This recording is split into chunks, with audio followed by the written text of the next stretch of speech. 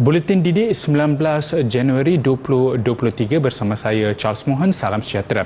Demi menarik minat dan tumpuan murid ketika dalam kelas, seorang guru cemerlang OKU di Perlis membawa pembaruan dengan mengubah corak pengajaran kepada kaedah gamifikasi agar penyampaian ilmu menjadi lebih berkesan dan menyeronokkan. Gamifikasi merupakan konsep pembelajaran abad ke-21 yang menggabungkan pengajaran guru dengan unsur mekanik permainan. Kaedah itu diaplikasi lebih 3 tahun lalu oleh Cikgu Zatusi Syamam Naim, guru bahasa Inggeris di Sekolah Kebangsaan SK Tambun Tulang, Arau. Salah satu yang obvious dia adalah murid-murid lebih bermotivasi untuk belajar and tumpuan lah, diorang lebih memberikan tumpuan dan banyak benda yang mereka lebih faham. Jadi bila mereka faham, mereka akan ingat. Dengan gamifikasi, suasana ketika dalam kelas tampak menyeronokkan. Murid mengambil peranan masing-masing untuk terlibat aktif dalam sesi pengajaran. Ia sekaligus mewujudkan aktiviti persaingan yang sihat selain meningkatkan kefahaman dan minat untuk belajar. Tadi saya belajar yang secara best sangat-sangat sebab saya belajar tentang kuis. Kuis ni sebabkan untuk game. So bagi saya memang sangat seronok dan best. Senang faham juga? Ya, ini lagi the best. Lagi best dari apa kita? Sebab senang faham. Lebih daripada itu, Cikgu Zatusi juga merupakan seorang blogger pendidikan dan YouTuber pendidikan. Beliau yang juga edu-influencer Kementerian Pendidikan KPM pernah terpilih sebagai Microsoft Innovative Educator Expert 2022 dan Apple Teacher 2022. Kini beliau membawa pendidikan ke satu tahap lagi dengan mengumpulkan semua lembaran, kerja dan video pendidikan yang dihasilkannya ke dalam blog pendidikan. Dengan cara itu, ia dapat digunakan kembali oleh mana-mana guru sebagai alat bantu mengajar dan memudahkan muridnya mengulang kaji pelajaran. Berkongsi manfaat, berkongsi konten, dan ada juga guru-guru yang berkongsi macam kisah-kisah inspirasi macam mana diorang dapat pengiktirafan ini. Jadi bila orang lain membaca tu, mereka pun terinspirasi sama. Kejayaan dan usaha keras Cikgu Zatushi mendapat sokongan warga sekolah yang diharapkan menjadi dorongan kepada guru-guru lain. Sudah pastilah, memang sebagai pentadbir saya amat berbangga lah kerana dengan cikgu-cikgu yang berbakat ini, anak-anak murid di sekolah ni akan dapat manfaat yang sangat baiklah untuk pembelajaran dia. Seramai 82 orang murid berkeperluan pendidikan khas MBPK diraihkan dalam Majlis Aspirasi Pendidikan Khas Daerah Tangkak kali kelima sesi 2022-2023. Ia bagi meraihkan kejayaan mereka mengharungi alam persekolahan. Seramai 63 orang MBPK sekolah rendah dan 19 MBPK sekolah menengah menerima sijil masing-masing. Antara objektif lain adalah bagi meningkatkan keyakinan dan keprihatinan MBPK terhadap tanggungjawab yang perlu mereka galas setelah berada di dunia luar. Selain itu, ia bermatlamat memupur perpaduan, menjalin silaturahim dan mengeratkan hubungan antara MBPK dan guru-guru walaupun selepas tamat persekolahan nanti. Pada masa sama, ia juga bertujuan sebagai menghargai usaha guru yang bertungkus lumus dalam mendidik MBPK ini.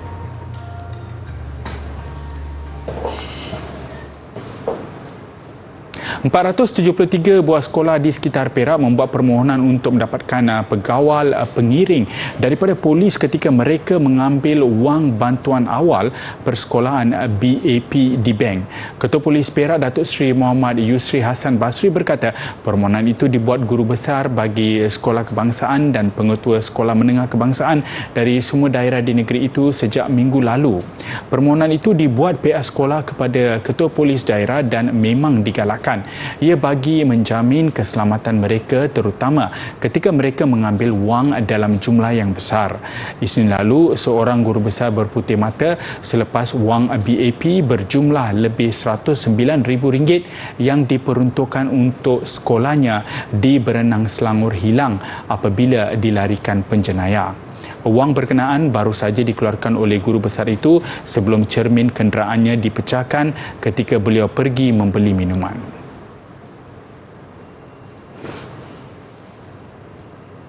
Di Kelantan, lebih 100 buah sekolah membuat permohonan bagi mendapatkan khidmat pengawal pengiring bagi mengelakkan perkara tidak diingini berlaku ketika mereka mengambil wang BAP di bank.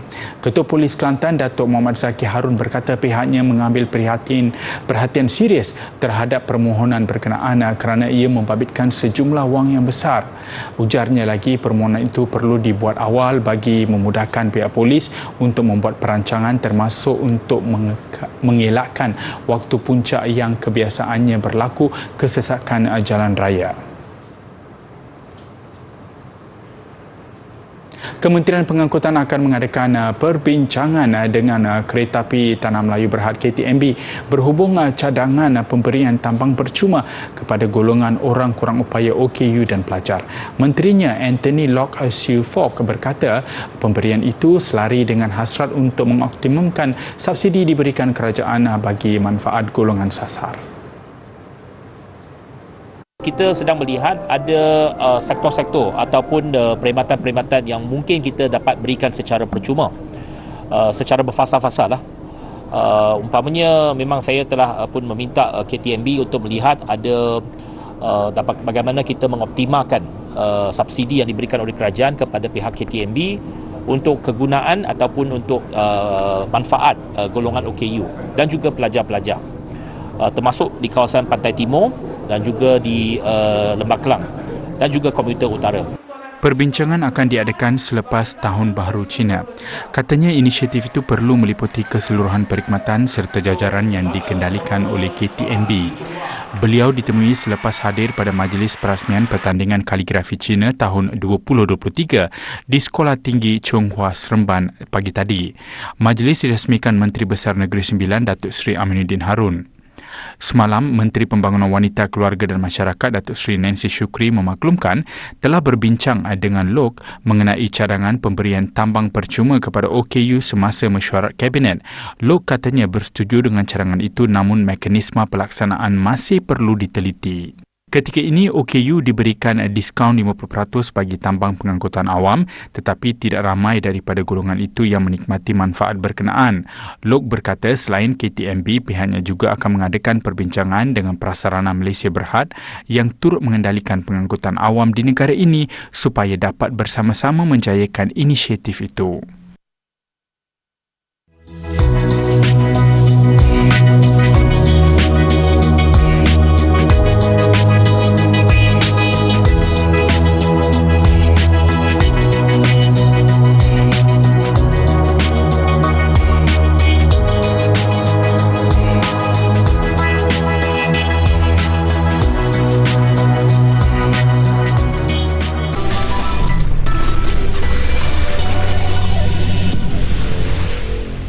Bersua kembali, Yayasan Wilayah Persekutuan YWP membantu kira-kira 400,000 pelajar daripada keluarga golongan B40 menerusi pelbagai skim bantuan setakat ini.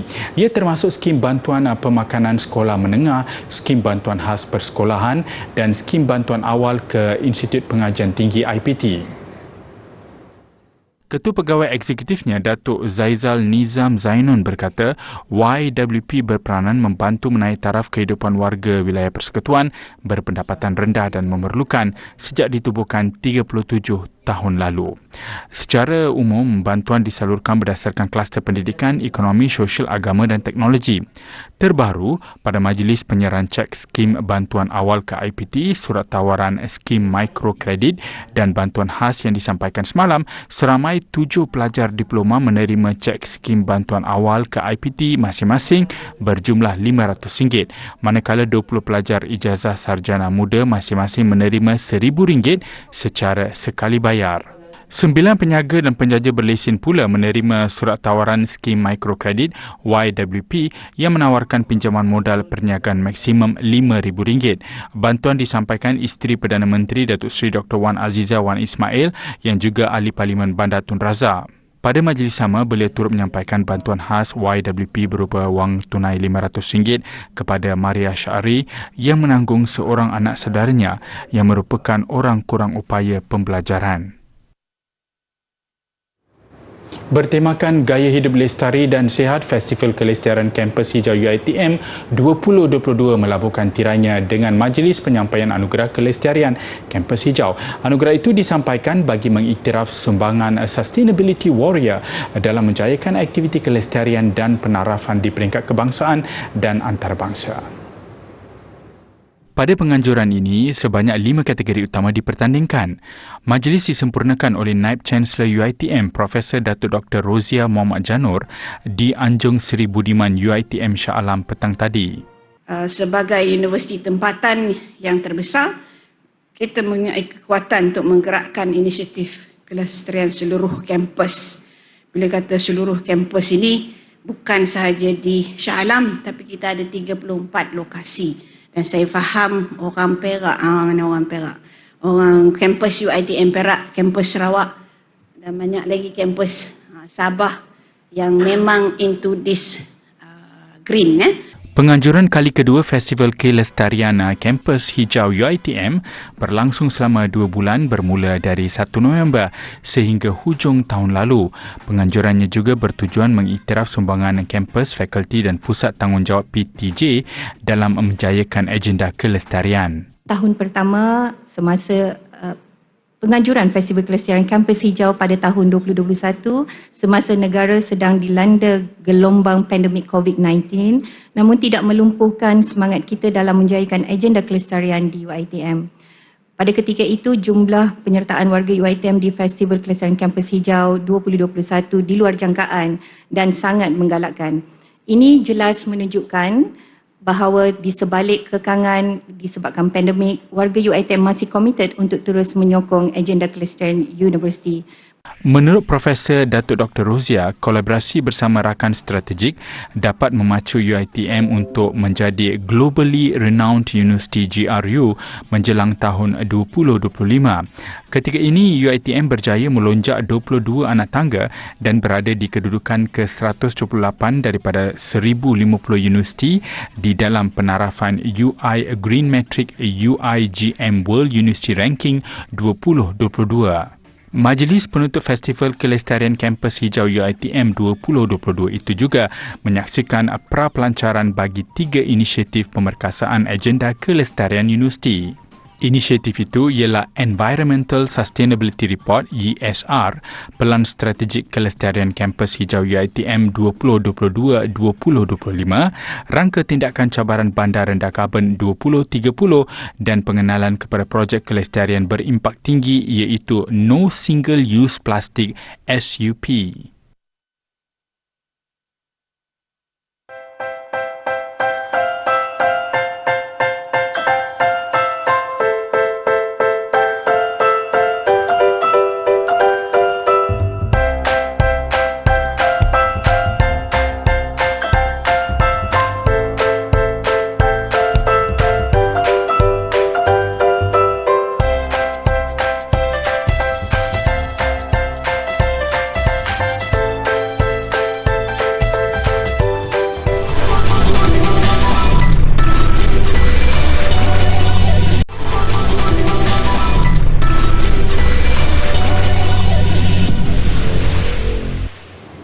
Bersua kembali, konsep Malaysia Madani yang diperkenalkan oleh Perdana Menteri Datuk Seri Anwar Ibrahim memenuhi aspirasi 7 teras Kementerian Pendidikan KPM.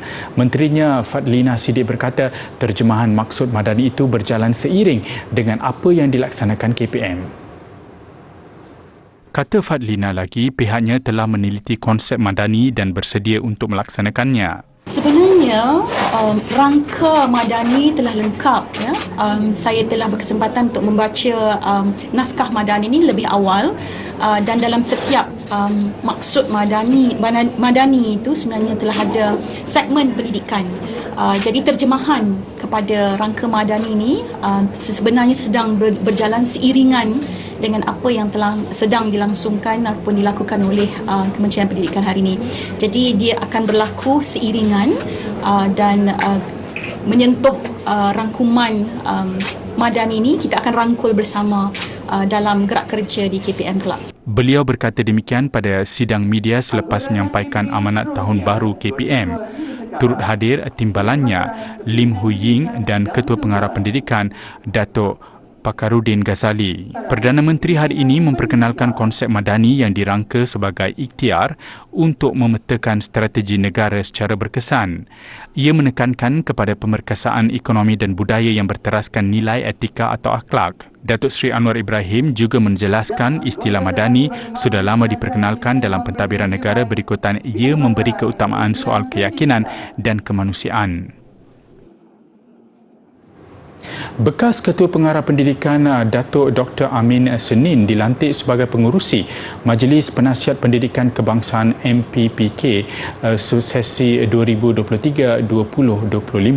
Pelantikan Datuk Dr. Amin bersama 8 lagi tokoh dan individu yang mempunyai kepakaran dalam pendidikan itu dipersetujui oleh Menteri Pendidikan Fadlina Siddiq. Menurut Fadlina, mereka yang dilantik dalam MPPK itu adalah individu dan tokoh yang mempunyai kepakaran dalam pelbagai bidang berkaitan pendidikan. Tumpuan kepada beberapa perkara, tetapi yang paling penting dan utama adalah berkaitan dengan beban guru. Jadi saya dah letakkan ucapan tahniah pada pasukan dan selanjutnya semoga dengan majlis amanat tadi kita dapat lihat dari segi reformasi pendidikan yang kita akan lakukan selepas ini, khususnya beberapa aspek lah, termasuk juga tentang saya sebut beberapa perkara dasar digital pendidikan digital kebangsaan, saya sebut juga tentang prasekolah dan prasekolah, kemudian berkaitan dengan pendidikan khas, pendidikan khas dan keperluan khas dan juga KPM. Tambah Fadlina, KPM turut melantik Profesor Datuk Dr. Muhammad Fauzan Nordin sebagai timbalan pengurusi MPPK. Anggota lain yang dilantik menganggotai MPPK ialah Profesor Dr. Omar Yaakob, Datuk Dr. Mahinder Singh Nahar Singh, Profesor Datuk Dr. Inaya Yaakob, Muhammad Abdul Aziz Mahmud, Aminuddin Awam, Rusila Wati Muhammad Saleh dan Chi Po Kim. MPPK merupakan platform untuk menteri dan KPM dalam mendapatkan pandangan profesional berhubung isu pendidikan negara. Sebuah syarikat berbengkalan di Kenya berjaya menukar surat khabar lama kepada pensil. Ia secara tidak langsung membantu memanfaatkan penggunaan surat khabar lama dan pada masa sama mengurangkan penerbangan pokok bagi tujuan membuat pensil. Syarikat diterajui gandingan adik-beradik Mahamud dan Rashid Omari. Bahan utama seperti surat khabar lama dan gam diperolehi dari sumber tempatan. Hanya mata pensil atau grafit diimport. Langkah ini secara tidak langsung dapat meningkatkan fungsi kitar semula ke atas surat khabar lama dan pada masa sama melestarikan alam sekitar. Ini kerana hampir 32 bilion tan surat khabar lama kebiasaannya dibuang atau dibakar daripada kira-kira 85 bilion tan surat khabar lama yang dihasilkan setiap tahun. Kajian turut mendapati setiap tahun dianggarkan 8 juta batang pokok ditebang bagi menghasilkan pensil. If you look at the present day, we are suffering from climate action, and the best way is to reduce the number of trees that are cut for any purpose. So for that matter, 82,000 trees that are cut every year to make pencils. We provide an alternative. We take the newspaper and then turn it into a viable product, which is a pencil, providing an option for those people to use instead of the wooden pencils. Yang lebih mengujakan ialah apabila harga pensil kertas adalah jauh lebih murah daripada pensil yang diperbuat daripada kayu. Matlamat Mahamud dalam tempoh 5 tahun ialah untuk memastikan setiap kanak-kanak di Kenya menggunakan pensil keluaran syarikatnya.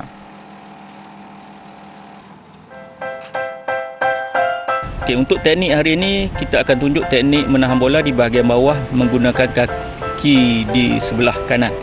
Kedudukan bersedia berdiri semasa menghadap bola. Goalkeeper melakukan pergerakan menyelamatkan bola ke sebelah kanan. Goalkeeper perlu menggerakkan kaki kanan dengan menggunakan sedikit kekuatan daripada kaki sebelah kiri Sementara itu, goalkeeper perlu fokus dan memberi tumpuan kepada pergerakan bola yang datang dan kedudukan kepala di atas bola semasa aksi menahan bola. Kedudukan pinggan dan bahu dihalakan ke arah bola yang disasarkan. Aksi menahan bola bawah menggunakan bahagian median kickers adalah teknik yang baik. Selepas menahan bola, goalkeeper perlu kembali kepada posisi ready position untuk menerima pukulan second ball ataupun rebound ball.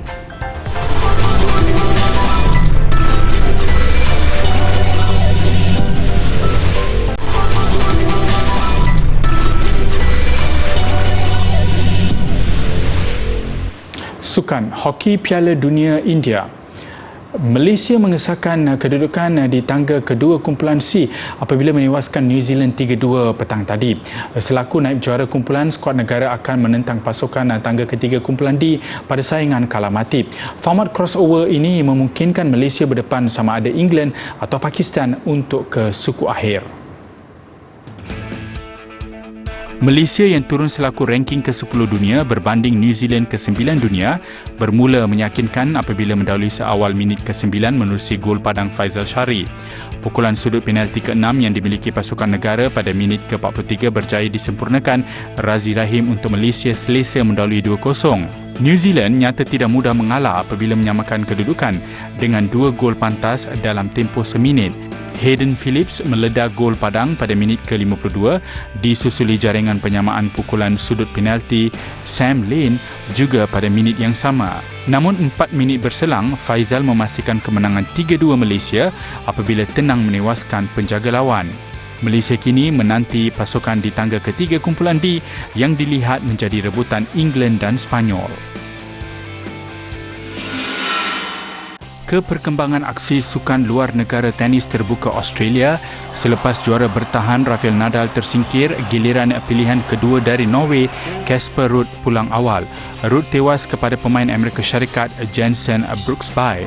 Brooksby ranking ke-39 dunia nyata mendapat keyakinan apabila menang 2 set awal 6-3, 7-5. Meskipun Ruud berjaya bangkit dengan kemenangan 7-6 pada set ketiga, Brooksby mengesahkan kemarahan apabila menamatkan set keempat 6-2. Kategori perseorangan wanita, pemain Belarus Aryna Sabalenka juga pilihan kelima mudah melangkah ke pusingan ketiga berdepan lawan dari Amerika Syarikat Shelby Rogers. Tiada masalah buat Sabalenka meneruskan rentak kemenangan dengan keputusan 6-3 dan 6-1. Sementara itu, Inter Milan mengekalkan kejuaraan Piala Super Italy selepas menewaskan AC Milan. Berlangsung di Riyadh, Arab Saudi, Inter mendahului 2-0 selepas hanya 21 minit perlawanan bermula. Penyerang berpengalaman Edin Dzeko bijak membuka ruang buat gol pembukaan menerusi Federico Di Marco pada minit ke-10.